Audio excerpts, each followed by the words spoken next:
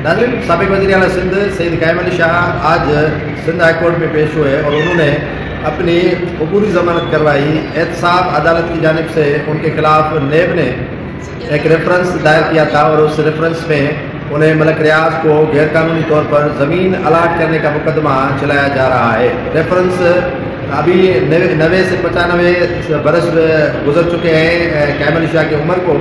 अब इस उम्र में वो रेफरेंसेस को फेस करेंगे।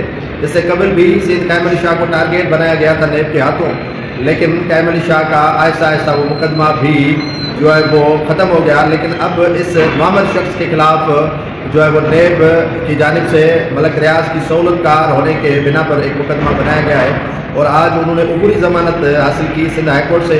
और वहाँ पहुँचने के बाद मीडिया वालों ने जब उनसे सवाल किए कि आप बताएं कि आप पर मुकदमा क्यों बनाया गया है, क्या आप इसमें इन्वॉल्व हैं, तो कायम अली शाह बोले आप उन्हीं से पूछें जिन्होंने मुकदमा दर्ज करवाया है या जिन्होंने किया है। तो यकीनन आसिफ अली जरदारी और दीगर जो मामलात हैं वो छुपे हुए हैं कायम अली शाह के मुकदमा के पीछे। जब कायम अली शाह के मुकदमा या शदीद नामेमन या दीगर के खिलाफ हो रहे हैं या रेफरेंस दायर हो रहे हैं, यकीनन समझ लीजिएगा कि मुर्गी के नीचे अंडे निकालने की कोशिश हो रही है।